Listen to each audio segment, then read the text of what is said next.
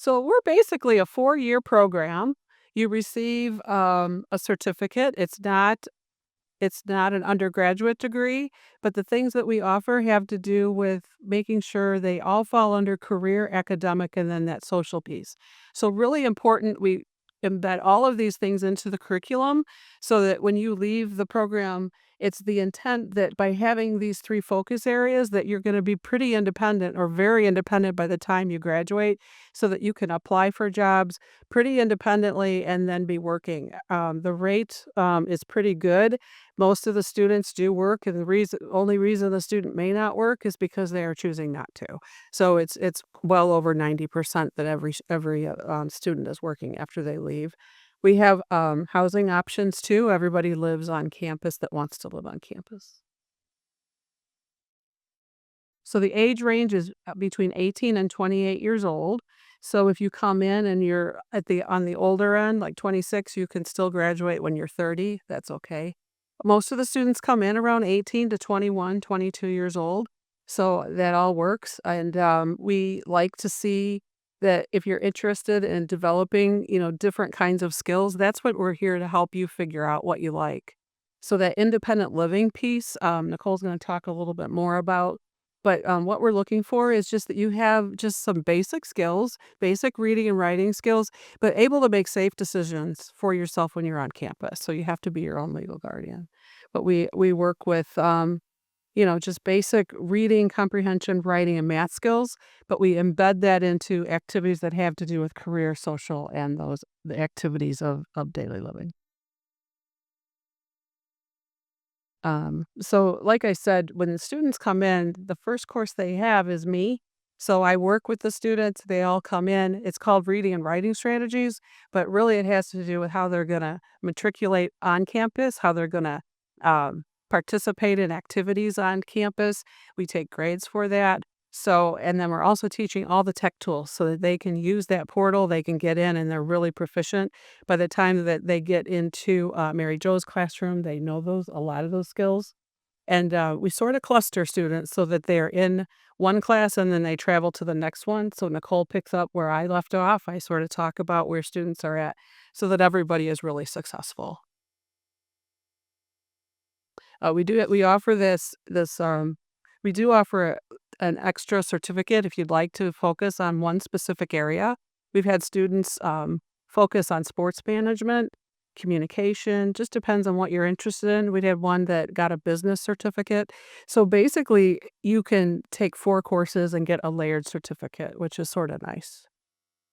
We've had a couple students who have become undergraduate students, not a lot, but we have had at least 3 students that have done that over the past years.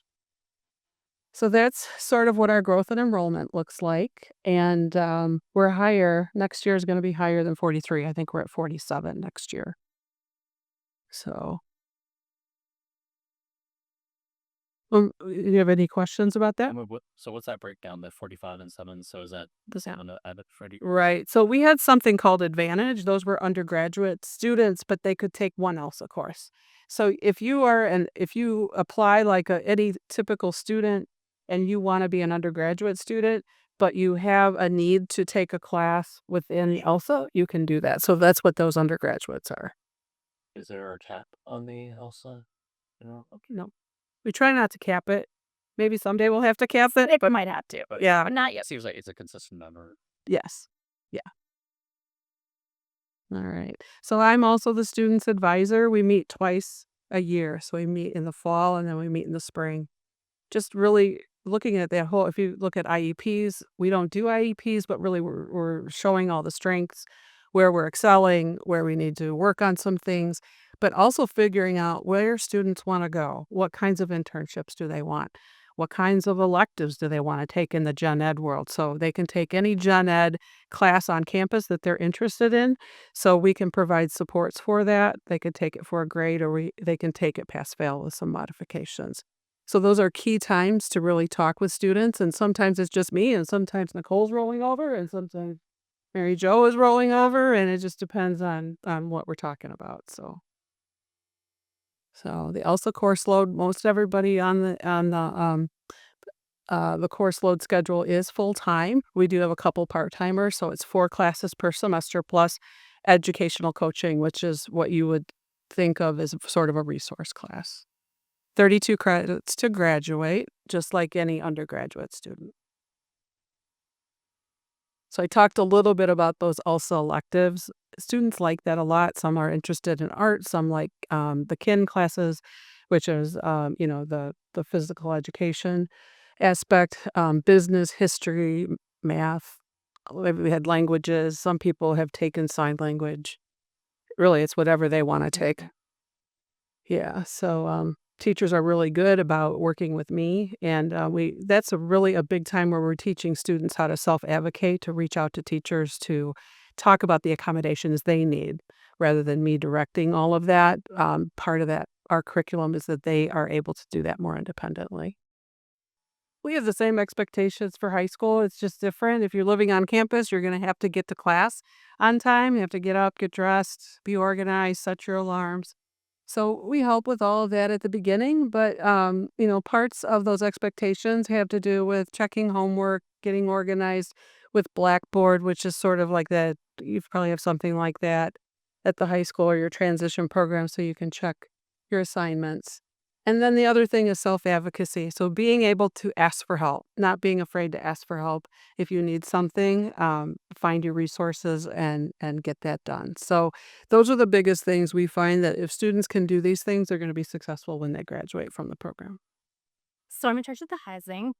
We do have some commuter students that do not live on campus, but most of our students are in ELSA housing.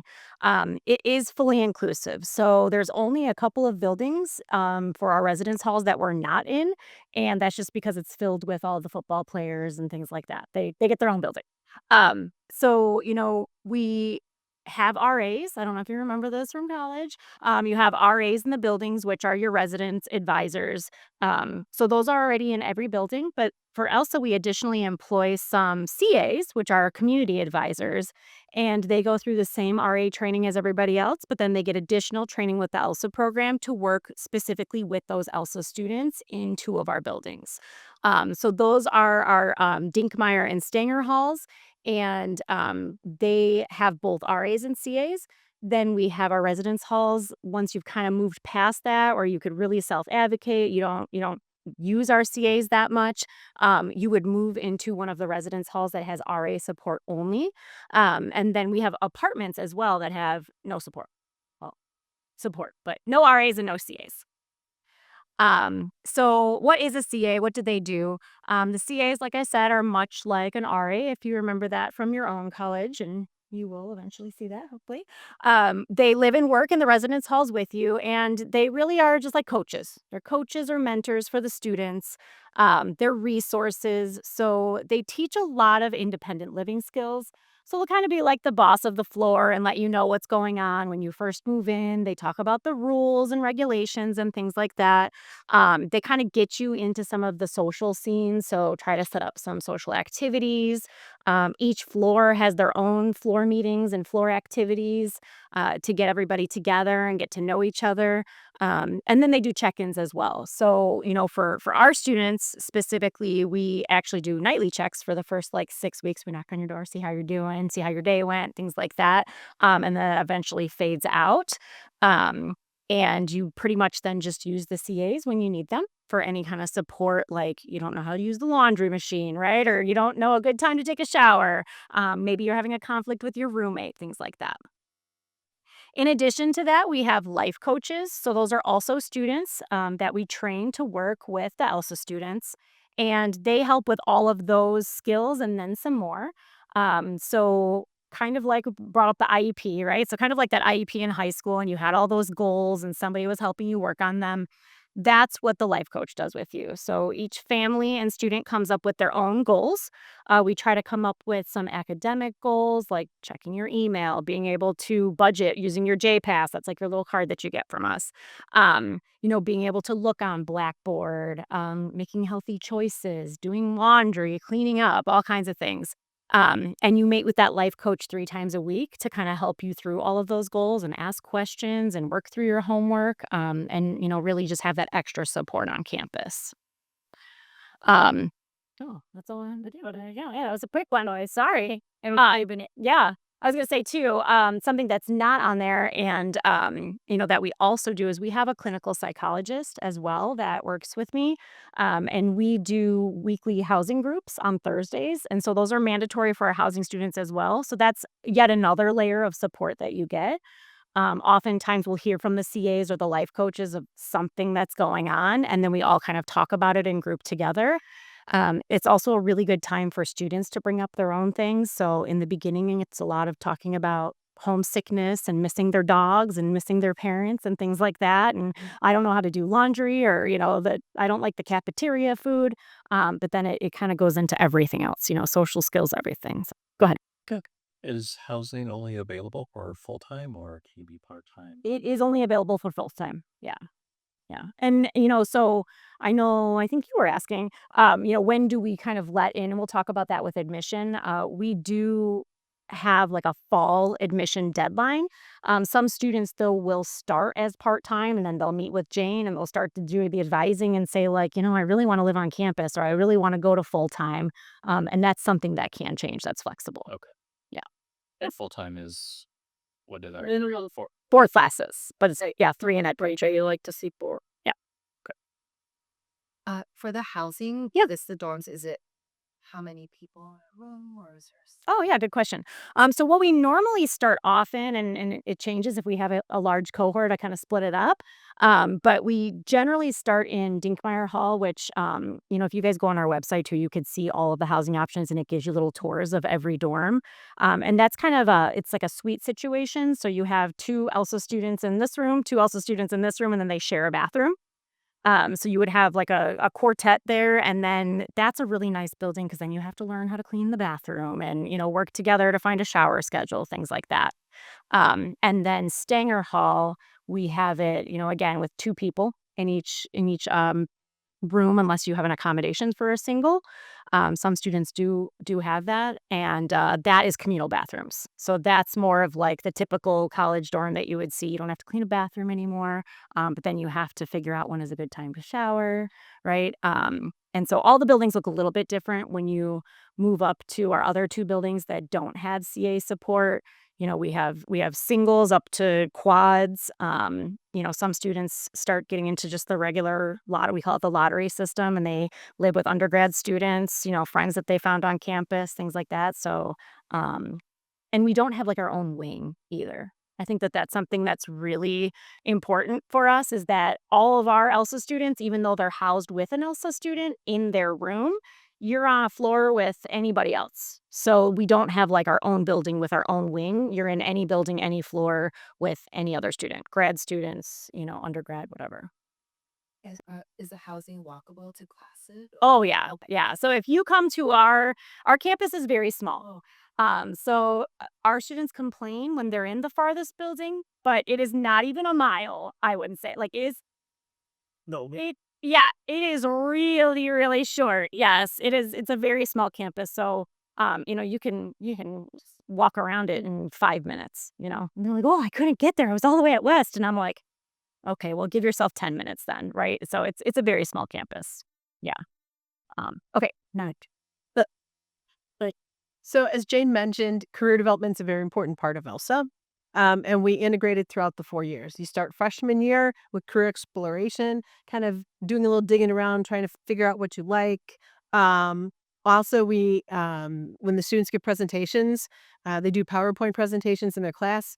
They dress up in business casual. We start getting them into the mindset of acting professional, conducting themselves professionally, and it's actually pretty amazing because in a previous life, I was a public speaking instructor, and these kids blow me away with their confidence and how they're able to give presentations.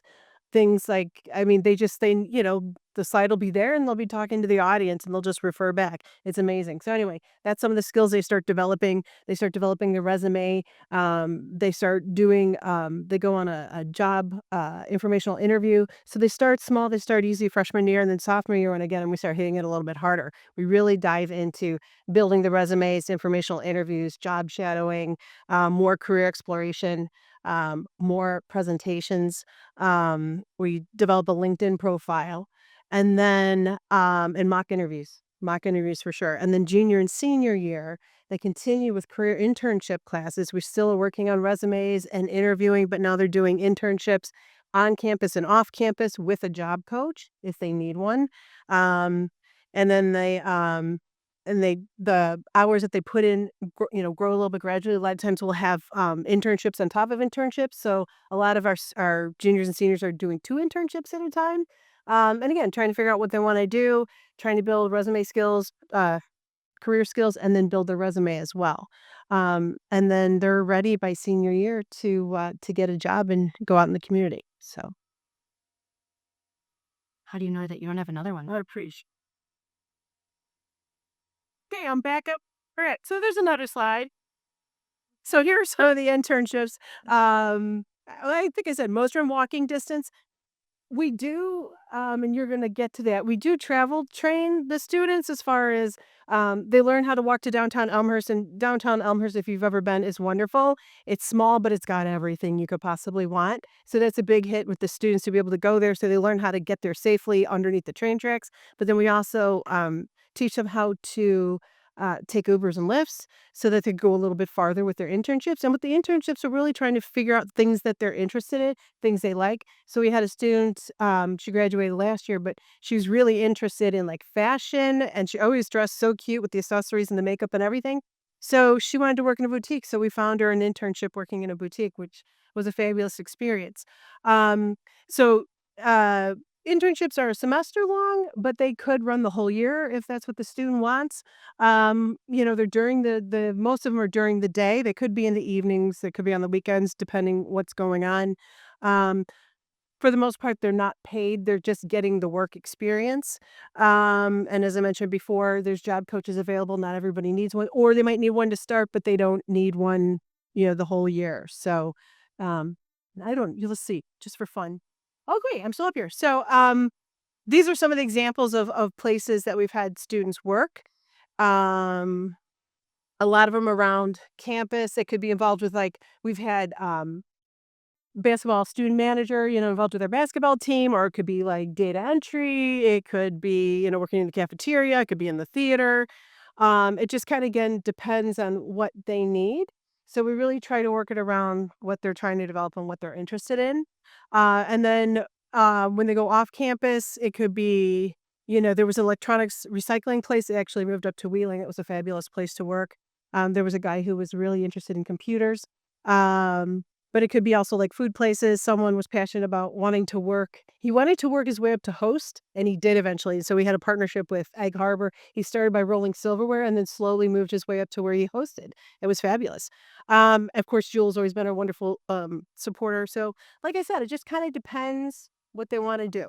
So, like we were talking about, we do have an application online. So if you go to our website, a lot of the information that we talked about today is on there. We just added some fabulous videos to our whole ELSA. Like if you go onto ELSA and see us, you could see our, all of the different classes.